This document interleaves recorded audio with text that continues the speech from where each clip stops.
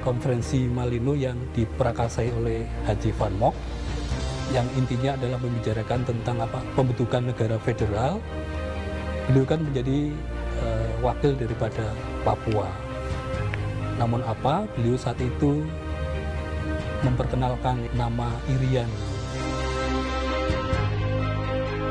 Dalam perjalanan Frans Kaisiepo mempertahankan Papua menjadi bagian, itu menjadi jati dirinya.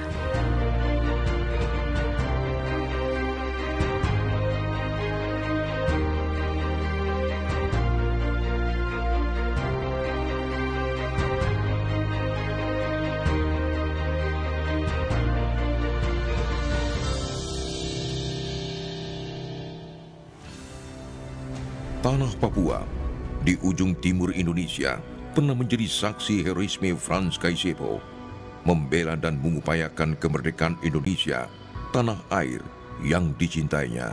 Tanpa tapi dan namun, dukungannya pada kemerdekaan Indonesia tak diliputi ragu sedikit pun, meski keyakinannya itu berkali-kali menempatkannya dalam keadaan sulit dan penuh tekanan dari pemerintah Belanda. Ia dengan gagah berani mengibarkan bendera merah putih di bumi cendrawasih yang masih diliputi jerih untuk mengakui dimulainya kedaulatan Indonesia sebagai bangsa yang merdeka. Kemerdekaan Indonesia yang diproklamirkan tanggal 17 Agustus 1945 masih menyisahkan sengketa teritorial dengan Belanda karena wilayah Irian Barat menurut sebuah klausul dalam perjanjian KMB. 1 tahun setelah pengakuan kedaulatan, status Irian Barat akan ditentukan berdasarkan keinginan rakyat Irian sendiri. Apa komando saya lagi? Hei seluruh rakyat Indonesia, kibarkan bendera sang merah putih di Papua, di negara di Irian Barat itu. Frans Kaisiepo lahir di Biak pada 10 Oktober 1921 dari pasangan Albert Kaisiepo dan Albertina Maker. Ayahnya yang seorang pandai besi juga merupakan kepala suku di Biak Numfor. Daerah ini merupakan salah satu wilayah di Papua yang pertama kali membebaskan diri dari jajahan Jepang pada 1944. Frans Kaisiepo dibesarkan dengan pendidikan kolonial. Ia pernah menjalani sekolah guru agama Kristen di Manokwari pada 1945. Ia menuntut ilmu di kota Nika, Hollandia, yang kini bernama Kampung Harapan, tak jauh dari Jayapura. Tempat kursusnya bernama Papua Bestur School, sekolah pegawai di Papua.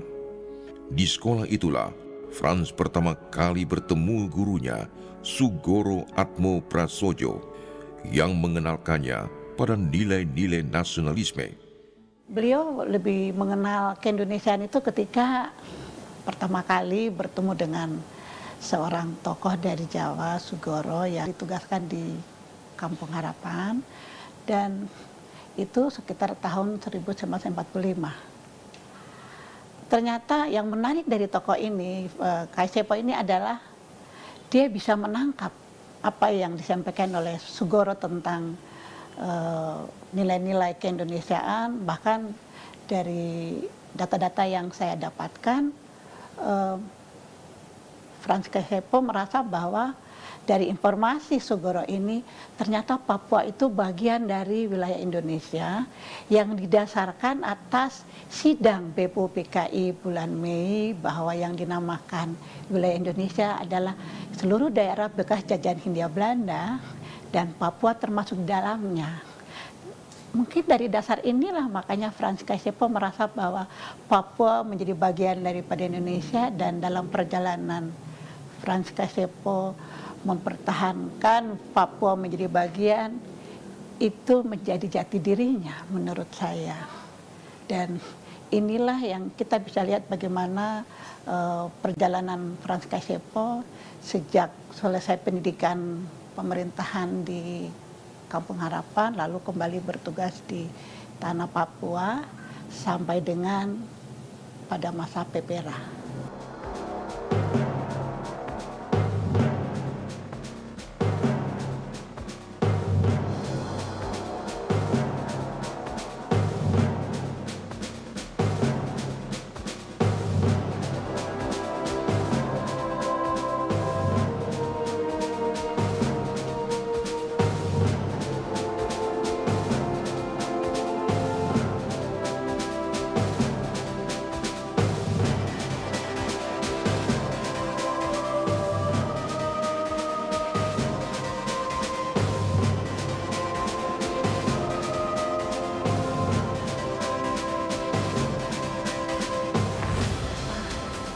Bisa kita bayangkan saja, Frans Kaipo adalah seorang guru. Kemudian berdasarkan kebijakan yang dilakukan oleh pemerintah Belanda pada waktu itu, diwajibkan untuk mengikuti pendidikan Pamung Praja di Kampung Harapan. Dalam waktu singkat, beliau bisa menangkap pesan-pesan Sugoro dan beliau mencoba membawa itu dalam perjalanan karir hidupnya. Dan saya pikir tidak semua orang bisa berani seperti Frans Kaisepo.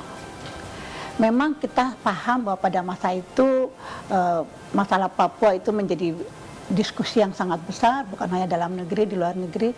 Tapi yang menarik, dia bisa konsisten. Hasil dari konsisten ini adalah bahwa ketika dia ditugaskan kembali dari biak, kemudian pernah diasingkan, ditugaskan di Fakfak, di Manokwari, dan kembali ke Jayapura. Dan pada pelaksanaan PPRA, dia bisa melaksanakan tugas dengan baik. Walaupun itu berat, kita harus akui bahwa kalau kita membaca berbagai data, persiapan untuk PPRA itu bukan sesuatu yang mudah. Tetapi yang menarik dari Frans Kaisepo, beliau mau melaksanakan tugas yang sangat berat itu.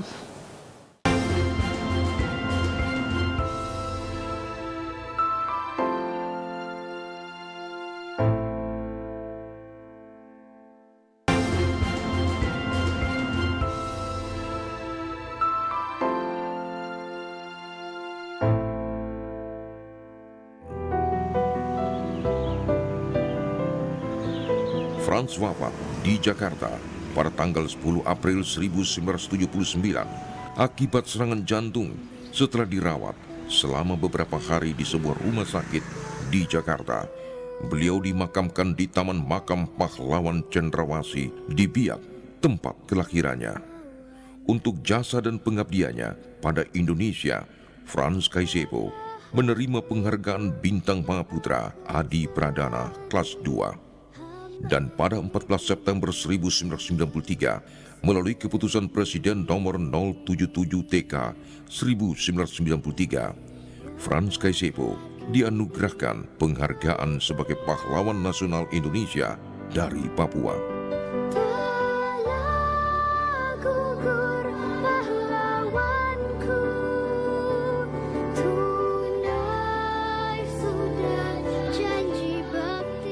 Frans Kaisepo ini adalah figur yang unik ya, secara fisik. Kemudian punya pengalaman yang panjang. Rupanya tidak banyak dikenali orang. Kita berharap nilai-nilai yang dimiliki itu sebagai seorang laki-laki yang komitmen, bekerja walaupun penuh dengan banyak beban yang harus ditanggung. Mungkin harus banyak informasi dari berbagai pihak tentang keberadaan tokoh-tokoh pahlawan dari Papua, khususnya Frans Kaisepo, yang sampai hari ini ya jujur saja kita jarang menemukan di toko-toko buku. Jangankan toko buku, di berbagai jenjang pendidikan, saya pikir bukan hanya di Papua dan di daerah lain, walaupun sudah ada di bahan-bahan ajar, tapi itu belum banyak dikenali atau belum banyak yang diminati untuk mengenal tokoh antara lain Frans Kaisepo.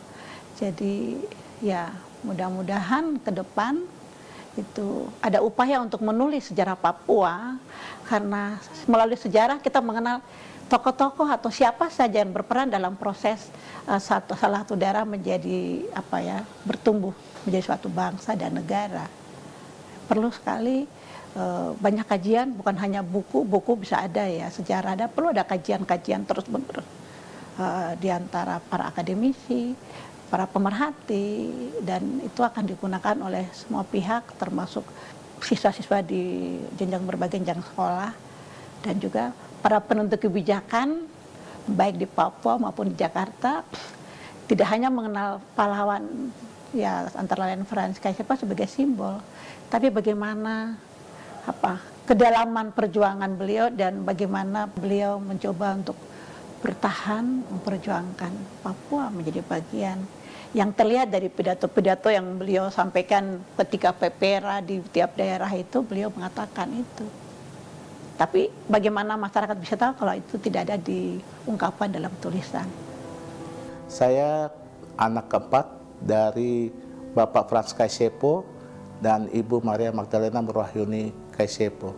Bapak Frans Kaisepo ditetapkan sebagai pahlawan nasional, mungkin juga negara melihat dari masa perjuangan Bapak sejak masa mudanya merintis untuk terus berupaya mensejahterakan, melindungi masyarakat Irian atau masyarakat Papua waktu itu, dan juga usahanya juga dalam menyatukan Irian Barat ke pangkuan Republik Indonesia, sekaligus juga menyatukan bahwa keutuhan NKRI dari Sabang sampai Merauke.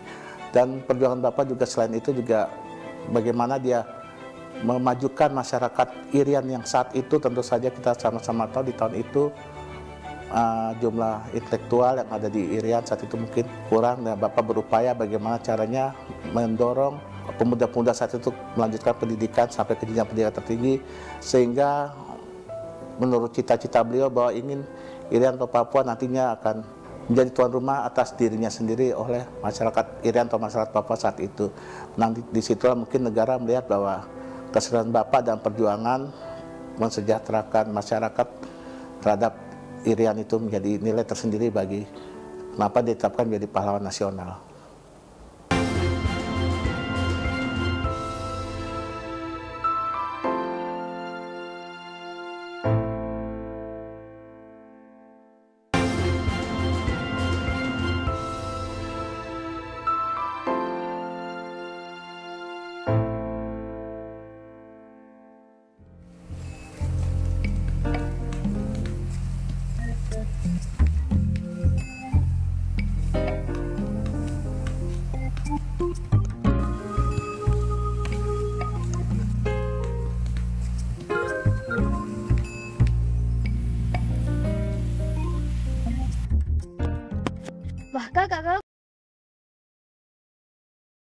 Bah, panas nih. Saus, kakak bisa minum kak? Ih, panas begini kok suruh saya pergi beli kau minum. Saya su cantik begini baru. Kok pergi beli sendiri sana? Kalau gitu kak, kasih uang kak.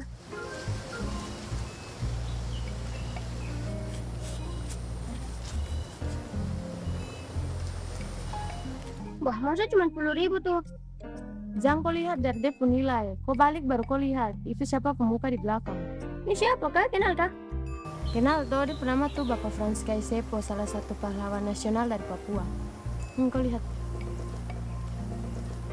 Oh, kalau begitu kak kasih 50 sudah, biar saya bisa belajar lebih banyak tentang bapak dia.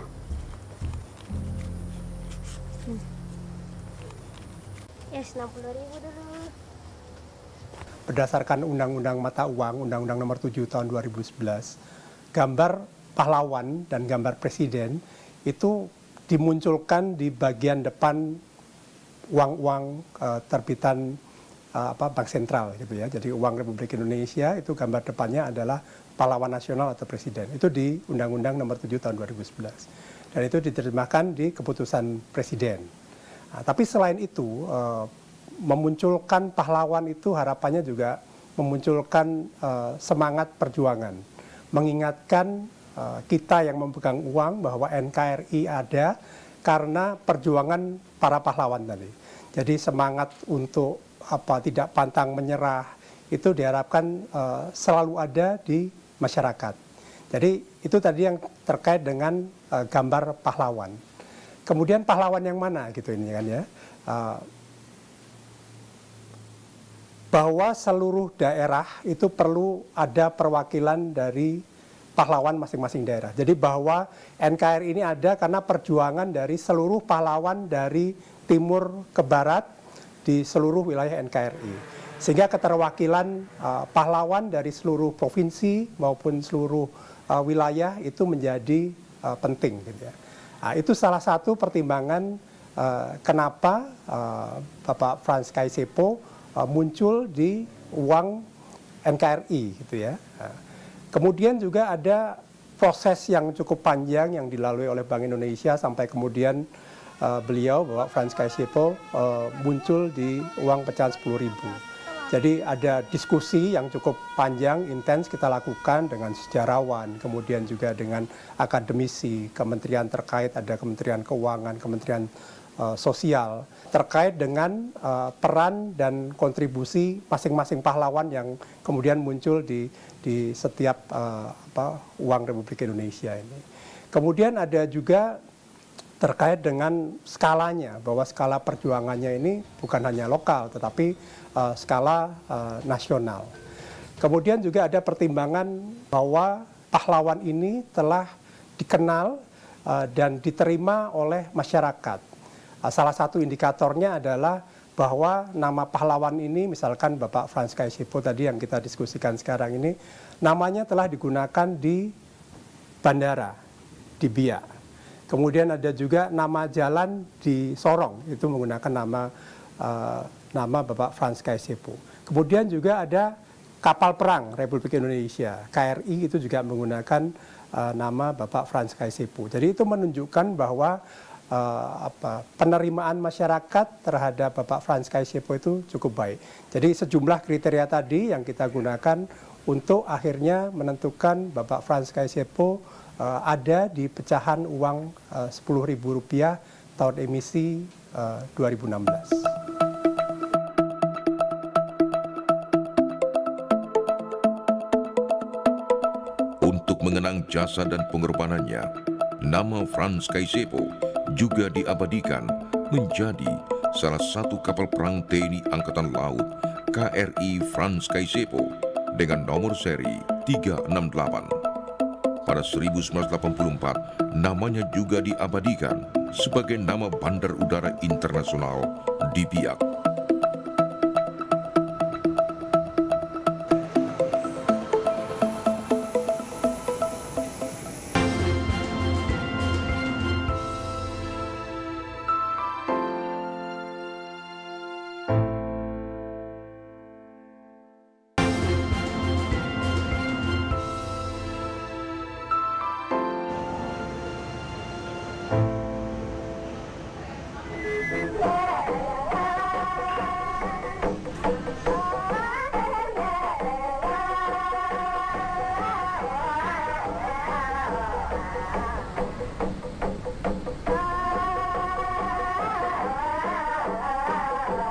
Kalau dilihat dari profil pendidikan beliau dan karir beliau, mungkin pada awal kemerdekaan Indonesia belum begitu nampak ya. Tetapi pasca kemerdekaan Indonesia atau dalam rangka mempertahankan kemerdekaan Indonesia itu baru mulai nampak. Karena apa? Mungkin pengenalan Indonesia yang pada waktu beliau kursus Pamong Praja di Kota Nika sekitar pertengahan 1945 itu kan barangkali pengenalan awal lah. Kalau pasca kemerdekaan Indonesia itu bisa kita telusuri. Misalnya apa? Misalnya kaitannya ini, beliau termasuk bisa dibilang dari beberapa macam sumber yang menginisiasi atau mempelopori misalnya terbentuknya PIM. Itu singkatan dari Partai Indonesia Merdeka 1946 cabang Biak. Kemudian juga menginisiasi ISI. Apa itu ISI? ISI itu adalah Irian Sebagian Indonesia. Nah itu kalau kaitannya dengan PIM pada waktu beliau menjadi kepala distrik di Biak, sedangkan kaitannya dengan ISI pada waktu beliau menjadi kepala distrik di Mimika Timur, di Fak-Fak seperti itu. Jadi 46 kalau kita analisis mungkin beliau sudah mulai itu sedikit demi sedikit ada nuansa keindonesiaannya. Lebih jauh lagi mungkin dalam konferensi Malino 1946 Juli 46 yaitu 10 sampai 25 Juli 1946. Di situ kan nampak sekali konferensi Malino yang diprakarsai oleh Haji Van Mock yang intinya adalah membicarakan tentang pembentukan negara federal. Beliau kan menjadi wakil daripada Papua. Namun beliau saat itu memperkenalkan nama Irian, Irian untuk menggantikan Untuk menggantikan istilah Netherlands New Guinea seperti itu. Nah, Irian itu bisa diartikan sebagai ikut Republik Indonesia, anti Nederland. Ya.